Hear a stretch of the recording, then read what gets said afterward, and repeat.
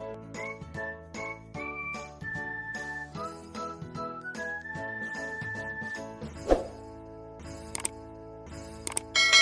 Guys, फिर से आपका स्वागत है मेरे चैनल पे। और हम लोग का जो टॉपिक चल रहा था, सर क्या यही टॉपिक है क्या हम लोग के पास 12th में एनपीओ पढ़ने के लिए? कब से एनपीओ चल रहा है? बस ये चैप्टर अब अपना आखिरी सांस लेने वाला है। मतलब आज या कल में इस चैप्टर को समाप्त कर देंगे। ऑलमोस्ट सारा टॉपिक हम लोग इस पर कवर कर चुके हैं। लास्ट क्लास में हम केवल इनकम एंड एक्सपेंडिचर बनाने का सीखे थे कि ये एक्रुअल बेसिस पे हम लोग बनाते हैं, ठीक है।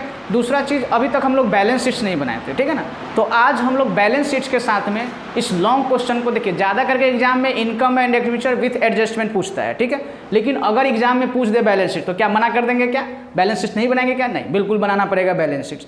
पर 11th क्लास में याद कीजिए, जब आप 11th क्लास में थे तो आपको जब प्रॉफिट एंड लॉस और बैलेंस शीट्स बनाना पड़ता था प्रॉफिट ऑर्गेनाइजेशन का, तो आपके पास क्या होता था? ट्रायल बैलेंस होता था, ठीक है। और वो ट्रायल बैलेंस कहाँ से बनता था? हर लेजर का जो क्लोजिंग बैलेंस होता था, बाई बैलेंस जो सीडी होता था, डिफरेंस का फिगर, उसको हम उठा के ट्रायल बैलेंस में ले जाते थे। यानी हर लेजर वहाँ पे होता था, तो हमको कोई दिक्कत नहीं होता था। बट यहाँ देखिए, एनपीओ के चैप्टर में केवल आपको कैश का लेजर दिया होता है, रिसीट्स एंड पेमेंट अकाउंट ही केवल दिया होता है। एक तरह से वो कैश का लेजर हो गया, केवल कैश का लेजर है। तो सर केवल कैश के लेजर से हम बैलेंस शीट्स कैसे बनाएंगे? इसीलिए आपको करंट ईयर का बैलेंस शीट्स बनाने के लिए आपको पहले जस्ट पिछले ईयर यानी जस्ट लास्ट ईयर का आपको एक बैलेंस शीट्स वर्किंग नोट में बनाना पड़ेगा। तो सर ये बनेगा कैसे? दिया होगा, सब इन्फॉर्मेशन दिया होगा कि मेरे पास एसेट्स क्या था, लायबिलिटी क्या था, कैपिटल फंड निकालना पड़ेगा, वो सब आपको निकालना पड़ेगा। फिर इस पुराने बैलेंस शीट्स के हेल्प से करेंट ईयर में जो चेंज हुआ होगा एसेट लायबिलिटी में, कैपिटल में, उस सारे का इफेक्ट जब हम नए बैलेंस शीट में डालेंगे तो इस तरह से मेरा बैलेंस शीट्स कंप्लीट हो जाएगा। ये लॉन्ग क्वेश्चन आता है, इसीलिए जब भी आएगा ये 6 नंबर में ही आएगा। बट ज़्यादा लॉन्ग क्वेश्चन पूछता नहीं है, ठीक है। ज़्यादा करके इनकम एंड एक्सपेंडिचर ही आपसे मांगा जाता है। फिर भी हम आज प्रैक्टिस करना चाहते हैं किसका? लॉन्ग क्वेश्चन का, ठीक है, जिसमें हमको बैलेंस शीट्स भी बनाना पड़ेगा। कभी कभी एग्जाम में क्या होगा कि आपको ओपनिंग बैलेंस शीट यानी पिछले साल का बैलेंस शीट्स को इस साल के लिए ओपनिंग बैलेंस शीट बोला जाएगा, वो आपको क्वेश्चन में दे दिया होगा। यानी रिसीट्स एंड पेमेंट अकाउंट और पुराने बैलेंस शीट्स का यूज करके आपको बनाना पड़ जाएगा। यानी क्वेश्चन किसी तरह का हो सकता है, हमको तैयार रहना चाहिए हर क्वेश्चन के लिए, ठीक है। अब हम क्वेश्चन वही टीएस ग्रेवाल से करने वाले हैं। कौन सा क्वेश्चन करने वाले हैं बता देते हैं। क्वेश्चन आपके स्लाइड पे होगा, पेज नंबर 1.73। क्वेश्चन नंबर हम लोग जो करने वाले हैं वो है 48, ठीक है। चलिए क्वेश्चन हम लोग स्टार्ट करते हैं पढ़ने के लिए। सवाल को पढ़ना, इसको कैसे किया जाएगा वो आप देख लीजिए लॉन्ग क्वेश्चन में। रिसीट्स एंड पेमेंट अकाउंट में सारा आपको आइटम दिया होगा, रेवेन्यू एक्सपेंडिचर होगा, कैपिटल एक्सपेंडिचर होगा, रेवेन्यू रिसीट्स होगा, कैपिटल रिसीट्स होगा, साथ में एडिशनल इन्फॉर्मेशन दिया होगा। तो आपको पहले एडिशनल इन्फॉर्मेशन रीड कर लेना चाहिए कि मेरा किस आइटम के साथ में, रिसीट्स एंड पेमेंट में जो आइटम दिया हुआ है, किस आइटम के साथ में एडजस्टमेंट है। क्योंकि एडजस्टमेंट अगर है तो इसका मतलब उस पर्टिकुलर आइटम में हमको या तो ऐड करना होगा या लेस करना होगा, ठीक है। ट्रायल मतलब समझिए, tallied account, receipts and payment मेरा एक टैली अकाउंट है, दोनों साइड बराबर होता है। यानी रिसीट्स एंड पेमेंट का आइटम कहीं ना कहीं एक बार आपको दिखाना पड़ेगा, वो कहीं भी दिखाया जाएगा, एक बार दिखाया जाएगा। लेकिन एडिशनल आइटम आपको 2 जगह दिखाना होगा। देखेंगे हम लोग कैसे यहाँ पे सारा चीज़ होता है, ठीक है। तो पहले एडिशनल इन्फॉर्मेशन हम लोग पढ़ेंगे और पॉइंट आउट करेंगे कि मेरा किस आइटम के साथ में एडजस्टमेंट है जो रिसीट्स एंड पेमेंट में दिया हुआ है। चलिए सवाल स्टार्ट करते हैं। क्वेश्चन नंबर 48 जो आपके स्लाइड पे होगा, देखिए स्क्रीनशॉट ले लिया कीजिए, क्योंकि ये लॉन्ग क्वेश्चन होता है और हर समय क्वेश्चन आपके स्लाइड पे नहीं दिखेगा। तो आपको क्वेश्चन आते जाते रहेगा, तो आप उस हिसाब से अकॉर्डिंगली अपने आप को एडजस्ट करा लेना, ठीक है। मेरे लिए पॉसिबल है कि हर समय कुछ, देखिए ये मेरा तो बोर्ड भी छोटा पड़ रहा है तो थोड़ा सा कंजेस्टेड होता है, इसलिए संग संग में रहिएगा, कहीं कुछ गलती ना कर दिएगा, कहीं कोई आइटम छूट जाएगा तो आप उस हिसाब से अपने आप को मैनेज कर लिया। हो सकता है हम जोड़ के बाहर ना लिख पाएँ, स्पेस के कमी के चलते हैं, बट मेरा मोटिव क्या है कि हम कॉन्सेप्ट आपके दिमाग में उतार पाएँ, और उतर भी जाएगा। बस आप आज भर वेट कर लो, आज और कल बीच से चैप्टर समाप्त ही है, ठीक है। चलिए सवाल स्टार्ट करते हैं हम लोग। लिखा हुआ है, from the following receipts and payment account and additional information given below prepare income and expenditure account. पहले ही से हम रेडी कर दिया chart, income and expenditure account and balance sheets of literacy society as on 31 March 21, यानी current year हो गया मेरा 21, ठीक है। 21 के लिए बनाएंगे तो इसका मतलब पुराना बैलेंस शीट क्या हो गया? 20 का हो जाएगा, ठीक है। चलिए ये हमको यहाँ तक समझ में आ गया। चलिए अब रिसीट्स एंड पेमेंट अकाउंट दिया हुआ है, इससे पहले हम एडिशनल इन्फॉर्मेशन को पढ़ना चाहते हैं और पेंसिल लेकर पॉइंट आउट कर लीजिएगा रिसीट्स एंड पेमेंट में कि किस किस आइटम के साथ में एडजस्टमेंट है, ताकि आपको सहूलियत होगा बड़े सवालों को जल्दी बनाने में और एक्यूरेट बनाने में। करेक्ट। चलिए, एडिशनल इन्फॉर्मेशन है सब्सक्रिप्शन आउटस्टैंडिंग, यानी हमको इतना पढ़ के समझ में आ गया कि सब्सक्रिप्शन के साथ में एडजस्टमेंट है। ठीक है, पॉइंट आउट कर लीजिएगा पेंसिल से रिसीट्स एंड पेमेंट में सब्सक्रिप्शन के सामने। उसके बाद सेकेंड एडजस्टमेंट है सैलरी आउटस्टैंडिंग, यानी सैलरी के साथ एडजस्टमेंट है, तो रिसीट्स एंड पेमेंट के पेमेंट साइड में आपको सैलरी दिया हुआ है, वहाँ पॉइंट आउट कर लीजिए कि सैलरी जब लिखेंगे तो उसमें कुछ हमको ऐड या लेस करना पड़ सकता है। ऐड भी हो सकता है, क्योंकि एक्रूअल बेसिस करेंट ईयर से रिलेटेड ही हम दिखाने वाले हैं। जो पुराना कूड़ा करकट, जो आने वाला कूड़ा करकट होगा, उसको हम यहाँ से एलिमिनेट करेंगे आज के कॉन्सेप्ट में। ठीक है, यानी क्या समझ में आया? सैलरी में सर एडजस्टमेंट है, सब्सक्रिप्शन में एडजस्टमेंट है, और आगे है उसी में रेंट में एडजस्टमेंट है। 3 आइटम अभी तक समझ में आया है। तीसरा एडजस्टमेंट हम लोग पढ़ रहे हैं थर्ड, ऑन 1 अप्रैल 2020, यानी इस साल के करेंट ईयर के स्टार्टिंग में, यानी पिछले साल में हमारे पास क्या क्या था उसका डिटेल हमको दिया हुआ है। देख लिए, समझ गए ना? इसी डिटेल का यूज करके हम पुराना बैलेंस शीट्स बनाने वाले हैं, और फॉर्मूला वही है, एसेट्स हमारे साथ बराबर होगा कैपिटल फंड प्लस लायबिलिटी के। करेक्ट। चलिए, क्या क्या था हमारे पास देख लेते हैं। फर्नीचर था मेरे पास और बुक्स था। बहुत आसान सवाल, इससे आसान सवाल पूरी किताब में हमको नहीं मिला, ये लॉन्ग क्वेश्चन में, यानी सबसे आसान सवाल हम उठाए हैं आपको सिखाने के लिए। ठीक है, चलिए, अब हम पॉइंट आउट कर चुके हैं।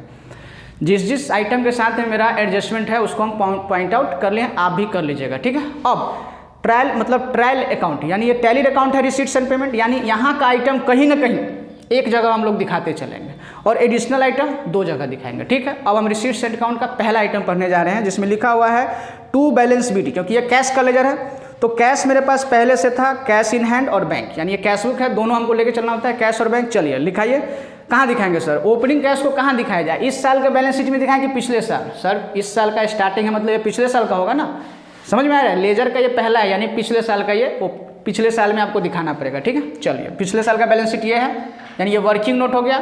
ठीक है, चलिए, कैश इन हैंड और कैश एट बैंक, तो यहाँ दिखाइएगा कैश इन हैंड मेरे पास है 40,000, कैश एट बैंक। ध्यान से रखिएगा, रिसीट्स एंड पेमेंट यानी टैली अकाउंट है ये, तो यहाँ का आइटम कहीं ना कहीं एक ही बार दिखाया जाएगा, दोबारा फिर कहीं नहीं दिखाया जाएगा उसको। 1,55,500, 1,55,500। ठीक है, अब हमको दोबारा इसको देखने का जरूरत नहीं, ना इसमें जोड़ है ना घटाव है, जहाँ पूछूंगा वहाँ देखिए हम करते चलेंगे और आसानी से ये कंप्लीट हो जाएगा। अगला आइटम है सब्सक्रिप्शन। गौर से हम लोग नीचे देखें कि सब्सक्रिप्शन के साथ में एडजस्टमेंट है। ठीक है, सब्सक्रिप्शन देखिए, करेंट ईयर में हमको 19-20 का मिला है, 20-21 का मिला है, 21-22 का मिला, 21-22 का मिला है, यानी पिछले साल का, करेंट ईयर का और आने वाले साल का मिला है। फिर डिटेल क्या दिया हुआ है? Subscription outstanding on 31 March 20, current year का क्लोजिंग बता रखा है, पुराने साल का और ओपनिंग। इससे अच्छा है कि आप सब्सक्रिप्शन का एक वर्किंग नोट बना लीजिए, आपके लिए सहूलियत होगा समझने में। चलिए, सब्सक्रिप्शन अकाउंट हम लोग लास्ट क्लास में डिटेल में इस पर सारा सम प्रैक्टिस किए थे। इधर में लिखते हैं ओपनिंग आउटस्टैंडिंग, ओपनिंग एडवांस, यहाँ पे क्लोजिंग एडवांस, क्लोजिंग आउटस्टैंडिंग। ठीक है, यानी पिछले साल का डिटेल हो जाएगा। ठीक है, और यहाँ जो करेंट ईयर में पैसा आया है वो बाई बैंक या बाई कैश में हो जाएगा, और यहाँ से जो निकल के आएगा वो मेरा इनकम एंड एक्सपेंस में आएगा।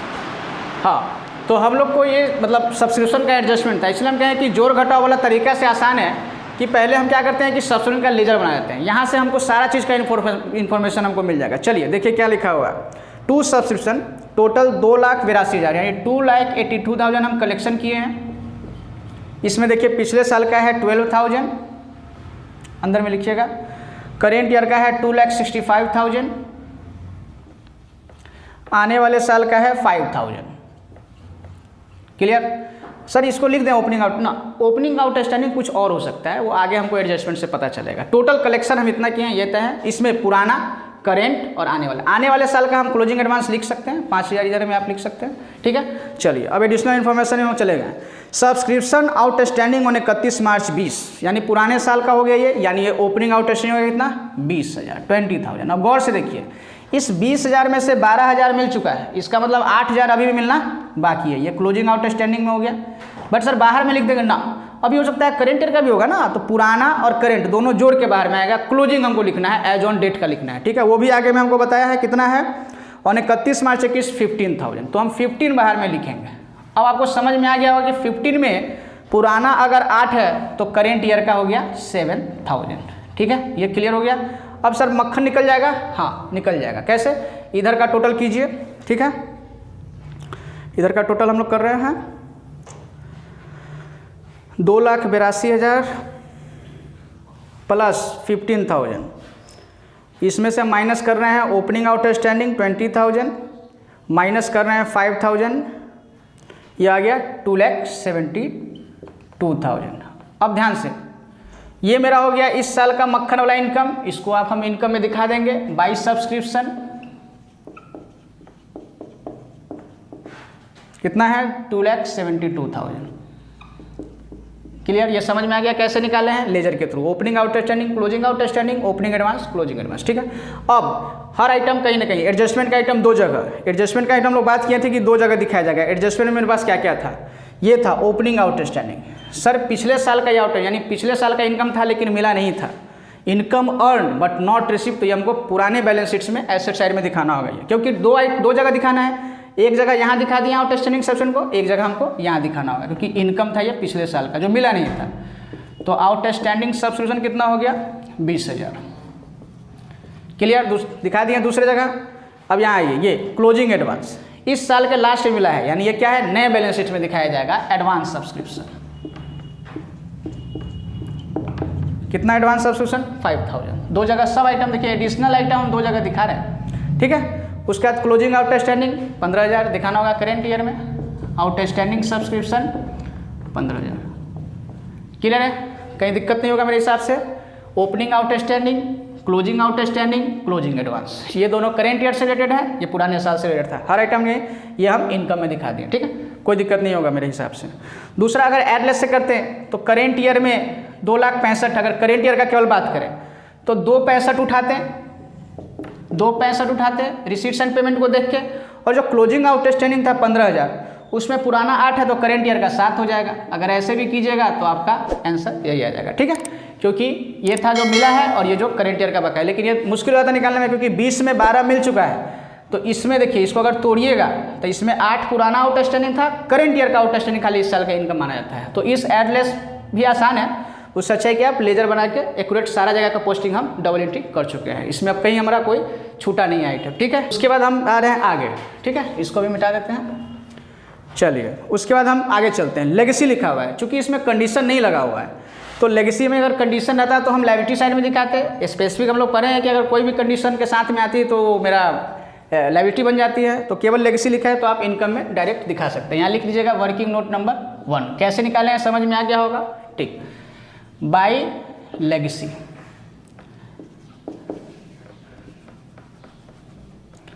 Bye legacy. लेगेसी में हम लास्ट टाइम डिस्कस करते कि डिसीज पर्सन चाहता है कि वो अपना पैसा किसी एनजीओ को ट्रांसफर करना, तो उसके मरने के बाद वो पैसा ट्रस्ट का हो जाएगा। ठीक है, क्लियर? कितना है मेरे पास? 12,500। ध्यान से रहेगा, इसमें अगर कोई कंडीशन रहता तो फिर हमको लायबिलिटी साइड में दिखाना पड़ता। ठीक है, अगला आइटम है गवर्नमेंट ग्रांट। लास्ट क्लास में भी डिस्कस किए थे बेसिक टर्म्स में कि गवर्नमेंट ग्रांट भी कंडीशन और विदाउट कंडीशन दोनों के साथ में आती है।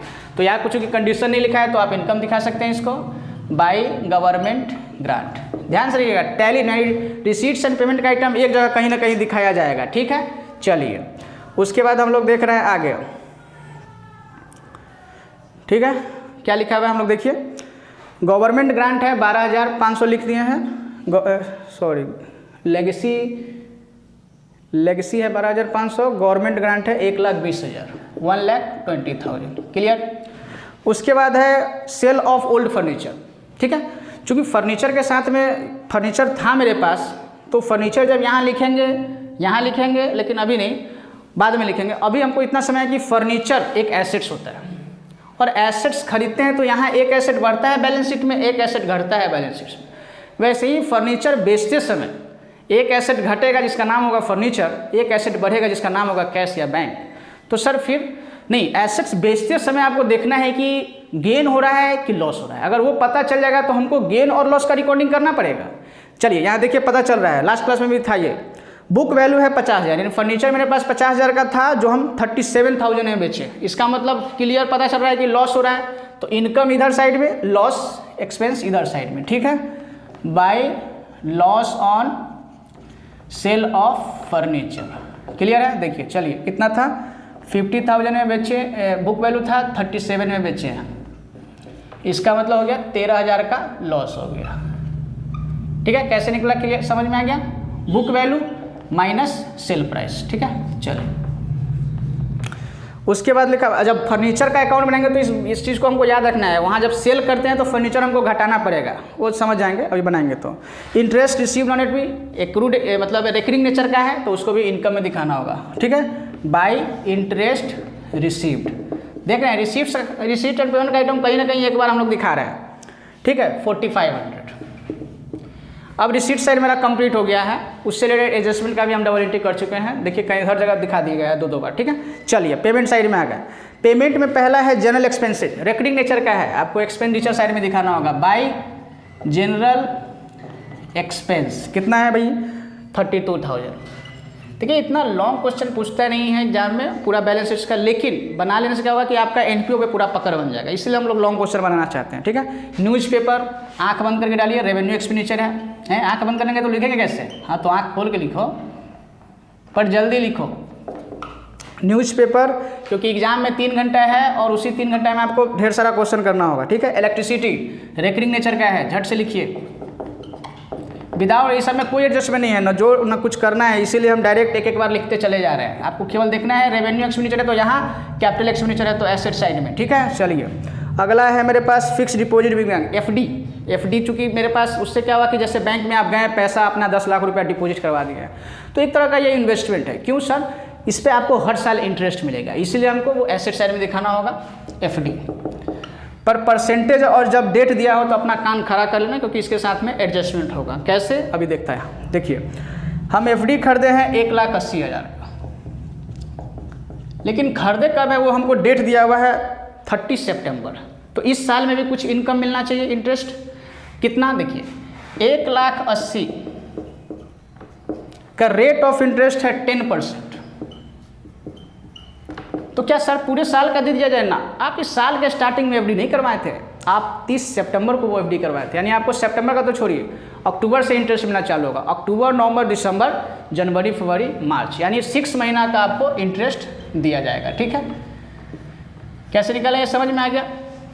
लेकिन देखिए इंटरेस्ट यहाँ मिला था हमको कहीं पे, इंटरेस्ट रिसीव था ना, इंटरेस्ट रिसीव्ड ऑन एफडी, तो देखिए यहाँ से पता चला कि हमको पूरा मिला है कि नहीं मिला है। याद करें income earn but not received, इस केस में आ सकता है। चलिए देखते हैं कितना आएगा, 6 दूनी 12, 2 से हो गया 2, यानी 9,000 रुपया मेरा इंटरेस्ट का इनकम आ रहा है, ठीक है। कैसे निकालें समझ में आ गया। अब देखिए क्या 9,000 हमको मिला ना सर, 4500 ही मिला है, तो बाकी इस साल का इनकम है कि नहीं है, है इस साल का इनकम है, इसलिए आपको यहाँ दिखाना पड़ेगा accrued interest, income earn but not received इस साल का इनकम है। दूसरा चीज़ चूँकि सर ये मिल गया था तो बैंक में जुड़ गया होगा, ये नहीं मिला है भविष्य में मिलेगा, और जो चीज़ हमको भविष्य में फ़ायदा दिलाता है वो मेरा एसेट्स बन जाता है, यानी आपको यहाँ दिखाना पड़ेगा एक्रूड इंटरेस्ट। पिछले साल में दिखा ना पिछले साल में थोड़ी ना एफडी किए थे, इस साल का एफडी है, इस साल का, यानी आपको इस साल में दिखाना होगा। सर अभी तो 9,000 निकाले थे, 4500 की दिखा रहे हैं, 4,500 की दिखा रहे हैं, भाई 9,000 में 4500 मिल चुका है, वो ऑलरेडी कैश में जुड़ जाएगा, तो जो नहीं मिला है वही ना आपको आने वाले साल में मिलेगा, है समझिए। हाँ तो वही हम दिखाए हैं एक्रूड इंटरेस्ट, ठीक है। चलिए अब आगे ले चलिए अपने ट्रेन को। बुक्स चूँकि एसेट है मेरा तो आपको दिखाना होगा, लेकिन बुक्स पहले भी था, इसीलिए हम बुक्स को क्या करेंगे अभी वेट करेंगे, ठीक है। अभी नहीं लिखेंगे बुक्स को, क्योंकि पुराने साल में बुक्स था, उसको उठा के लाएंगे, उसमें परचेज करेंगे, उसमें सेल करेंगे, उसमें डेप्रिसिएशन होगा, सब होगा, इसलिए अभी हम वेट करेंगे उसमें, ठीक है। चलिए आगे है सैलरी में एडजस्टमेंट था, इसलिए हम इसको अंदर में लिखेंगे। अभी नीचे पढ़े थे ना कि सैलरी में एडजस्टमेंट है। चलिए सैलरी कितना हम खर्च किए इस बार 36। अब एडजस्टमेंट देखिए, एडजस्टमेंट नंबर 2 लिखा हुआ है ऑन 31 मार्च की सैलरी आउटस्टैंडिंग 6,000, यानी किसी से काम करवाए हैं पैसा नहीं दिए अभी तक, तो इस साल का खर्चा है कि नहीं है देना पड़ेगा, आप खर्चा है तो आप दिखाइएगा ऐड आउटस्टैंडिंग सैलरी, कितना दिए आउटस्टैंडिंग है 6,000, ठीक है। बाहर लिख दीजिए जोड़ के 42,000 हो गया। अब गौर से देखिए एडजस्टमेंट का आइटम है 2 जगह दिखाना होगा, क्योंकि सर ये एक्सपेंस 6,000 हम पे नहीं किए हैं, भविष्य में हमको पे करना होगा, इसीलिए ये क्या हो गया मेरा एक लायबिलिटी हो गया आउटस्टैंडिंग सैलरी। ध्यान से देखिए तो रिसीट्स एंड पेमेंट का आइटम हम एक बार लिखे हैं, एडजस्टमेंट का आइटम हम 2 जगह लिख रहे हैं। एक तो इस साल का खर्चा है इसलिए जोड़े हैं, चूँकि पे नहीं किए, भविष्य में हमको पे करना होगा, तो एक लायबिलिटी बन गया आपका, इसलिए आपको लायबिलिटी साइड में दिखाना होगा। एडिशनल इन्फॉर्मेशन ध्यान है 2 जगह दिखाया जाएगा लॉन्ग क्वेश्चन में, ठीक है। 6,000 यहाँ दिखा दिए, कोई दिक्कत। चलिए अगला आइटम है रेंट। रेंट में भी एडजस्टमेंट था, इसीलिए रेंट को भी हमको अंदर में दिखाना होगा। इसीलिए हम पहले ही आपको बोले थे कि जिस जिस आइटम के साथ में एडजस्टमेंट है उसको पॉइंट आउट कर लीजिए, ताकि पता चलेगा कि वो हमको अंदर में लिखना है और एडिशनल इन्फॉर्मेशन से ऐड या लेस होगा। अगर भाई एक्यूरल बेसिस दिमाग में रखना है, इस साल से रिलेटेड है कि नहीं है। ठीक है, चलिए रेंट को हम दिखा रहे हैं अंदर में 65,000। क्यों सर अंदर में? अरे बताएं तो कि हो सकता है इसमें एडजस्टमेंट एडिशनल दिया ना भाई। चलिए क्या दिया देखिए, 1 month rent paid in advance, advance में ही दे दिए। यानी ये जो रेंट है ये 12 महीने का नहीं है, 13 महीने का रेंट है। क्लियर है? चूंकि सर ये एक्यूरल बेसिस पे चलता है, यहाँ तो 12 महीने का ही रेंट दिखाना है ना हमको। तो जो हम 1 महीने का रेंट पेड कर दिए हैं वो इस साल का एक्सपेंस नहीं है, वो आने वाले साल का एक्सपेंस है, तो यहाँ से हमको हटाना पड़ेगा। रेंट पे हम लोग बात कर रहे थे कि रेंट हमको 65,000 दिया हुआ है। अब ये बता रहे हैं कि 13 महीने का रेंट है, तो 1 महीने का रेंट कैसे निकाला जाए हम उस पर बात कर रहे हैं। ठीक है, हम बोल रहे हैं कि 65,000 13 महीने का रेंट है, यानी डिवाइड बाई 13 कर देंगे तो मेरा 1 महीने का रेंट निकल के आ जाएगा। अगर ये 13 महीने का है तो भाग दे देंगे 13 से, तो मेरा 1 महीने का कितना आ गया? 5,000। यानी ये ध्यान से देखिए, ये 5,000 जो हम निकाले हैं 1 महीने का रेंट, ये इस साल का एक्सपेंस नहीं है, हम एडवांस में दे देंगे, आने वाले साल का एक्सपेंस है। इसलिए आपको यहाँ से लेस करना होगा, लेस प्रीपेड एक्सपेंस। इसका बेनिफिट हमको बाद में मिलेगा। ठीक है सर, ये 5,000 एडिशनल आइटम है, 2 जगह दिखाना पड़ेगा। कहाँ दिखाएं? चूँकि इसका फ़ायदा हमको भविष्य में मिलेगा, पहले ही हम रेंट पे कर दिए तो इसका फ़ायदा हमको भविष्य में मिलेगा, तो ये मेरा एक एसेट्स हो जाएगा। ठीक है, तो यहाँ दिखाइए प्रीपेड रेंट है ना, हाँ प्रीपेड रेंट 5,000। क्लियर है? एडिशनल आइटम था 2 जगह दिखा दिए, रिसीट्स एंड पेमेंट का आइटम था 1 जगह दिखा दिए। ले चले ट्रेंड को आगे। चलिए उसके बाद दिया हुआ है, रेंट के बाद दिया हुआ है पोस्टेज चार्जेज। आंख बंद करके लिखिए, by postage charges. Reckoning nature का है इसीलिए दिखा दीजिए। पोस्टेज चार्जेज हम दिखा दिए 3,000, ये 65 जो है 60,000 यहाँ बाहर में लिख दीजिए। चलिए अगला आइटम है मेरे पास फर्नीचर परचेज किए हैं। फर्नीचर के साथ में चूंकि एडजस्टमेंट है, ठीक है, फर्नीचर के साथ में एडजस्टमेंट है, इसलिए हम फर्नीचर को अभी वेट करते हैं। ठीक है, यहाँ लिख दिए हैं फर्नीचर, इस साल में खरीदे हैं। चलिए अब मेरे पास कैश और बैंक है तो आप लिख सकते हैं closing cash, cash in hand लिख दिए हैं, कितना है मेरे पास 30,000, और cash at bank, bank balance हम लिख रहे हैं 82,000। देखिए 2 आइटम हम केवल रिसीट्स एंड पेमेंट का छोड़े हैं, बुक्स और एक फर्नीचर, क्योंकि इसके साथ में एडजस्टमेंट है। पहला एडिशनल रिसीट्स एंड पेमेंट का मेरा सारा आइटम क्लोज हो चुका है। ठीक है, सारा आइटम कहीं ना कहीं एक जगह हम दिखा दिए हैं। ठीक है, उससे रिलेटेड एडजस्टमेंट भी कर चुके हैं सिवाय 2 को छोड़ के। आइए देखते हैं। पहला एडिशनल इन्फॉर्मेशन था सब्सक्रिप्शन का, जो हम कर चुके हैं। दूसरा है आपका सैलरी आउटस्टैंडिंग का, जो हम कर चुके हैं, दूसरी जगह हम लायबिलिटी साइड में दिखा दिए चूँकि हम पे नहीं किए थे। उसके बाद था आपका 1 month rent paid in advance, rent चूँकि इस साल का खर्चा नहीं इसलिए लेस किए हैं, और दूसरा चूँकि इसका बेनिफिट हमको मिलेगा आने वाले सालों में, इसीलिए हम एसेट्स में दिखा दिए हैं। क्या देख रहे हैं?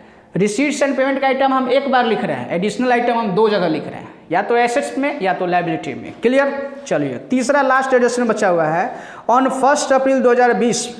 पहले से पिछले सालों में मेरे पास क्या था, तो सोसाइटी के पास था फर्नीचर 1,20,000 का, तो आपको फर्नीचर दिखाना होगा 1,20,000 का। ये फर्नीचर इस साल में कैरी कीजिएगा तो आपको यहाँ दिखाना होगा फर्नीचर। पहले से कितना है मेरे पास 1,20,000 का। क्लियर? 2 जगह दिखा दिए, एडिशनल इन्फॉर्मेशन है, 2 जगह दिखाना पड़ेगा, क्योंकि पिछले साल में भी था उसको उठा के इस साल में लाए हैं। अंदर बाहर में नहीं लिखे, करेंट ईयर में बोले ना इफेक्ट लेना होगा, या तो बढ़ेगा या तो घटेगा, खरीदने से बढ़ेगा, बेचने से घटेगा, डेप्रिसिएशन से घटेगा, इसीलिए हम अंदर में लिखे हैं। पिछले साल में आप बाहर में लिखिए, कोई दिक्कत नहीं है। उसके बाद है मेरे पास बुक्स। पिछले साल में मेरे पास बुक्स था 50,000 का, तो बुक्स भी आप दिखा दीजिए। मेरा सारा आइटम पोस्ट हम लोग कर चुके हैं। ठीक है, अब बुक्स को भी उठा के यहाँ ले आइए। बुक्स कैसे था, कितना 50,000। अब फिर से हम रिसीट्स एंड पेमेंट में देख रहे हैं। करेंट ईयर में ध्यान से देखिएगा, हम बुक्स खरीदे थे 70,000 का, तो यहाँ लिखिएगा ऐड परचेज। भाई खरीदने से बढ़ेगा ना, कितने का बुक्स खरीदे हैं 70,000 का। अगर बेचे होंगे तो घटेगा, डेप्रिसिएशन होगा तो घटेगा, लेकिन यहाँ डेप्रिसिएशन नहीं लगा, इसलिए आप डायरेक्ट बाहर में लिख सकते हैं 1,20,000। क्यों डायरेक्ट बाहर में लिख दिया? क्लियर है, क्योंकि कोई अब इसके साथ एडिशनल इन्फॉर्मेशन नहीं है, ना बेचे हैं ना खरीदे हैं। सर बेचे तो थे ना, रिसीट्स एंड पेमेंट में जो था वो फर्नीचर बेचे थे, बुक्स नहीं बेचे। ठीक है, चलिए अब फर्नीचर पे आ जाते हैं। फर्नीचर हम पुराना फर्नीचर उठा के ले आए नए साल में 1,20,000 का, अब खरीदे हैं फर्नीचर हम 1,05,000 का। तो ऐड परचेज, खरीदने से बढ़ेगा, बेचने से घटेगा, डेप्रिसिएशन से घटेगा। बस दिमाग में ये सेट कर लीजिए एसेट्स के बारे में। 1,05,000 का खरीदे हैं, ठीक है। तो ये टोटल कितना हो गया मेरे पास? 2,25,000, ठीक है, क्लियर। 1,20,000 का पहले से था, 1,05,000 का खरीदे हैं तो 2,25,000 का हो गया। अब हम बोले थे रिसीट्स एंड पेमेंट के रिसीट साइड में देखिए, करेंट ईयर में हम फर्नीचर बेचे भी हैं तो बेचने से फर्नीचर मेरा घटेगा। कितने का सर? फर्नीचर था आपका बुक वैल्यू 50 का, बेचे हैं 37, तो लॉस तो रिकॉर्ड कर दिए 13 का। फर्नीचर आपका कितने से घट रहा है? बुक वैल्यू से। एसेट्स बढ़ेगा या घटेगा? वो जिस वैल्यू पे है आपका बुक वैल्यू से ही आपको घटाना है, ठीक है। लेस सेल 50,000, तो फर्नीचर बेचने से घटेगा कितने का? बुक वैल्यू से 50,000 से, क्लियर है, ठीक है। अब देखिए ऑलमोस्ट सारा आइटम हम लोग पोस्ट कर चुके हैं, कोई मेरे पास बचा नहीं है। अब क्या होगा? पैक करवाने का बारी है, ठीक है। पैक करवाने के लिए सबसे पहले आप इसको हम बाहर लिख देते हैं। 225 - 50, ठीक है, 1,75,000। अब सर सारा आइटम का पोस्टिंग हो गया है, जो रिसीट्स एंड पेमेंट था उसका पोस्टिंग हम एक जगह कहीं ना कहीं कर दिए, या तो इनकम में, या तो एक्सपेंडिचर में, या तो एसेट्स में, ठीक है, क्लियर। दूसरा, अब इसको पैक करने का बात किया जाएगा, ठीक है। चलिए पैक करने के लिए सर सबसे पहले किसको पैक किया जाएगा? इसको, पुराने बैलेंस शीट्स को। क्यों? इसको क्यों? यहीं से पता चलेगा कि मेरे पास कैपिटल फंड कितना है, तब तो करेंट ईयर का बैलेंस शीट टैली करेगा। क्योंकि पुराने बैलेंस शीट्स में एसेट जो था वो एसेट्स डाल दिए, तो कैपिटल को भी तो उठा के ले जाना होगा ना, है। कैश था वो चेंज होके आ गया, आउटस्टैंडिंग सब्सिडेंट वो चेंज होके आ गया, फर्नीचर वो यहाँ इंक्लूड हो गया, बुक्स यहाँ इंक्लूड कर दिया। तो यहाँ से कैपिटल फंड, क्योंकि एसेट्स बराबर कैपिटल फंड प्लस लायबिलिटी, और पुराना कोई लायबिलिटी हमको नहीं बताया है, ठीक है। तो कैपिटल फंड यहाँ आपका निकल जाएगा बैलेंसिंग फिगर। चलिए निकालिए, इस सबको हम जोड़ेंगे और ये वही निकल जाएगा। चलिए जोड़िए, क्या है? सबसे पहले है 40,000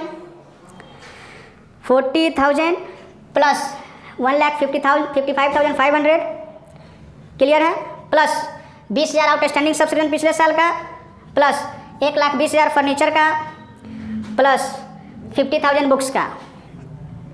यानी पिछले साल मेरे पास कितना था?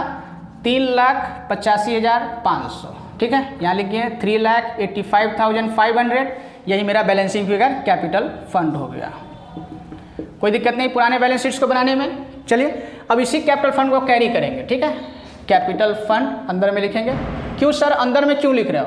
अरे यहाँ इस साल में करेंट ईयर में या तो सरप्लस या डेफिसिट निकलेगा, उसको हमको यहाँ ट्रांसफर करना पड़ेगा नए बैलेंस शीट्स में, इसलिए हम अंदर में लिखना चाहते हैं अभी, ठीक है। चलिए अब ये पैक हो गया, अब इसका बारी है, अब इसको पैक किया जाएगा। इसको पैक करने का वही तरीका, इनकम का टोटल अलग, एक्सपेंडिचर का टोटल अलग, जो हायर फिगर होगा वहाँ से आपको पता चलेगा कि आप गेन में हैं या लॉस में हैं। आप लोग अपना कैलकुलेशन कीजिए, हम अपना कर रहे हैं, ठीक है। चलिए 2,72,000 प्लस 12,500 प्लस में हो गया 1,20,000 गवर्नमेंट ग्रांट, प्लस 4,500 प्लस 4,500, तो इधर का टोटल हो गया मेरा 4,13,500। अब एक्सपेंडिचर का हम टोटल कर रहे हैं 13,000 प्लस 32,000 प्लस 18,500 न्यूज़पेपर का, प्लस इलेक्ट्रिसिटी। ये सब रेवेन्यू एक्सपेंडिचर है, इसीलिए हम यहाँ पे लिख रहे हैं उसको, ठीक है। उसके बाद लिखा हुआ है 42,000 सैलरी का हो गया, क्योंकि यहाँ पे आउटस्टैंडिंग का इसलिए हम जोड़े हैं, अप्रैल बेसिस इस साल का खर्चा है, प्लस 60,000 रेंट का हो गया। यहाँ से क्यों माइनस किया? सर ये आने वाले साल का खर्चा इसलिए हम माइनस किए हैं, और इसका बेनिफिट मिलेगा इसलिए हम एसेट्स में दिखाए हैं। 60,000 के बाद है ये 3,000 पोस्टेज का। यानी टोटल एक्सपेंस हम कितना किए हैं? 1,98,500। क्लियर समझ में आ रहा है कि इनकम ज़्यादा है एक्सपेंस से, तो यहाँ बैलेंसिंग फिगर निकल के आएगा by surplus income is excess over expenditure, ठीक है। चलिए कितना जा मिटा दिए, वो है 1,98,500, ठीक है। माइनस कर रहे हैं 4,13,500, तो सरप्लस आ गया मेरे पास 2,15,000। क्लियर? कैसे आया? समझ में आ गया होगा मेरे हिसाब से। पहले इधर का टोटल कर लीजिए, इधर का टोटल कर लीजिए, जो हायर फिगर है पता चल जाएगा कि हम सरप्लस में या डेफिसिट में है। सर इस सरप्लस को क्या किया जाए? बांट के घर ले जाए मेंबर लोग ना, वो कॉर्पस में ऐड हो जाएगा। ऐड सरप्लस कितना? 2,15,000। अब लास्ट में इसको पैक करने का बारी आएगा, ठीक है। चलिए इसको पैक कीजिए। 3,85,500, उसके बाद है आपका 2,15,000 जो सरप्लस निकल के आया है, तो ये हो गया 6,05,000, ठीक है। अब इसको आप पैक करेंगे तो ये आपका टैली कर जाएगा, ठीक है। आप अपना टैली कीजिए, ठीक। हम इसको टैली कर लेते हैं अभी, और अपने साइड से भी आप लोग सम बनाने की कोशिश कीजिए। अब ऐसे ही सब बनेगा और समझ में आ जाएगा कि revenue expenditure, capital expenditure, revenue income, capital income. चूँकि यहाँ हमको पुराना बैलेंस शीट बनाने का जरूरत था कि क्योंकि नया बैलेंस शीट हम बना ही नहीं सकते थे, इसीलिए हम ये बनाना चाहते हैं, ठीक है। आप लोग अब लॉन्ग क्वेश्चन अपने खुद से ट्राई कर सकते हैं। फिर भी कोई डाउट होगा तो आप चेक कीजिएगा उसको, कहाँ पे डाउट हो रहा है। 5,000 प्लस 6,000 प्लस 6,05,000, ठीक है। तो ये आ गया आपका 6,11,500, ठीक है। जैसे इधर का टोटल आपका 6,15 आ गया है, तो इधर का भी 6,15 आएगा, तो आपका बराबर हो जाएगा, ठीक है। चलिए देखते हैं उधर में 1,00,000, ये है 15,000 पुराना outstanding, plus 1,80,000 plus 4,500 plus 5,000 prepaid rent हो गया। ये बुक्स खरीदे हैं तो 1,20 का हो गया, ऐड हो गया। पिछले साल से आया था 1,20 का, 50,000 का, करेंट ईयर में हम 70,000 का खरीदे हैं, इसीलिए 1,20 हो गया आप, ठीक है। बेचने से घटता है, डिप्रिसिएशन से घटता है, ठीक है। फर्नीचर मेरे पास पहले था इतना, उसको लाएँ, फिर खरीदें, फिर बेचें, ठीक है, इसीलिए घटा भी रहे हैं, ठीक है ना। 1,20 का था, 1,05,000 का खरीदे तो 2,25,000 का हो गया, उसमें से 50,000 बेचे हैं। डिप्रिसिएशन होता तो डिप्रिसिएशन भी हम लेस करते हैं, ठीक है। 1,75,000 प्लस 30,000 कैश इन हैंड का हो गया मेरे पास, और कैश एट बैंक का हो गया मेरे पास 82,000। तो आपका ये हो गया 6,11,500। अगर ये बराबर हो गया, इसका मतलब हम सारा पोस्टिंग सही किए हैं, ठीक है। आप लोग भी अब कोई भी सवाल मतलब लॉन्ग क्वेश्चन की तरफ, मतलब अगर केवल सवाल में अगर इनकम एंड एक्सपेंडिचर पूछा जाए तो आप केवल इनकम एंड एक्सपेंडिचर बनाइएगा, और रेकरिंग नेचर का आइटम, अगर एक्सपेंस है करेंट ईयर से रिलेटेड तो आपको ऐड करना पड़ेगा, आने वाले साल से रिलेटेड है तो आपको लेस करना पड़ेगा। रेवेन्यू इनकम आप इधर में रिकॉर्ड कीजिएगा, अगर कोई भी पैसा इनकम आ रहा है और हर कंडीशन के साथ में आ रहा है तो उसको आपको लायबिलिटी साइड में दिखाना होगा, जो इस क्वेश्चन में नहीं था। उसके बाद चूंकि करेंट ईयर का हमको बैलेंस शीट्स बनाना है और मेरे पास केवल कैश का लेजर होता था, इसीलिए हमको एडिशनल इन्फॉर्मेशन हमको बताया जाएगा कि पिछले सालों में मेरे पास क्या। अगर सब करेंट ईयर में स्टार्ट किए हैं तो फिर ये बनेगा ही नहीं, आपका डायरेक्ट बैलेंस शीट्स बन सकता है। लेकिन पिछले सालों का डिटेल अगर दिया होगा तो इसका मतलब ये इस साल में नहीं स्टार्ट किए हैं, पिछले सालों से ही चला आ रहा है, ठीक है। तो ये पिछले सालों में हम डिटेल डाल दिए, एसेट्स बराबर कैपिटल प्लस लायबिलिटी, तो यहाँ से कैपिटल फंड हम निकाल लिए, ये कैपिटल फंड को हम यहाँ ट्रांसफर कर दिए हैं, और ड्यूरिंग द करेंट ईयर से जो मेरा सरप्लस होगा वो कॉर्पस को बढ़ाने का काम करेगा, उसको हमको कैपिटल फंड में इंक्लूड करना पड़ेगा। सर अगर डेफिसिट आ गया तो एक्सपेंडिचर ज़्यादा कर दिया तो यहाँ से लेस किया जाएगा डेफिसिट बोल के, क्लियर है। ट्रायल मतलब समझिए, ट्रायल आइटम जैसे होता है receipts and payment, tally account है, वहाँ का आइटम कहीं ना कहीं एक जगह दिखाएंगे, बैलेंस शीट्स में हो, इनकम में हो, एक्सपेंस में हो, बट एडिशनल इन्फॉर्मेशन हमको दो जगह दिखाना होगा लॉन्ग क्वेश्चन में, ठीक। एक तो इनकम या एक्सपेंस में दिखाएंगे, दूसरे जगह या तो एसेट्स बनेगा या तो लायबिलिटी बनेगा। आई होप कि ये समझ में आ गया होगा आपको। जब तक इस पे पकड़ तब तक नहीं बनेगा जब तक आप खुद से इसको ट्राई नहीं कीजिएगा। आपके पास जो भी राइटर का बुक है, बस केवल आपको कॉन्सेप्ट ध्यान में रखना है, जो जो छोटा छोटा कॉन्सेप्ट हम लोग सीख चुके हैं उसको अपने दिमाग में लाना है, तो ये लॉन्ग क्वेश्चन आपको आराम से बन जाएगा। शुरुआत में थोड़ा सा टाइम ज़्यादा लग सकता है, बट जब थोड़ा 10-15 क्वेश्चन आप बना लीजिएगा तो बिल्कुल कंफर्ट जोन में आप चले जाइएगा। तो इस तरह से ये चैप्टर समाप्त हो रहा है, ठीक है। एक क्वेश्चन कल हम और करवाएंगे, उसके बाद हम लोग पार्टनरशिप की तरफ मूव करेंगे। मिलते हैं अगले वीडियो में, ठीक है। Thank you.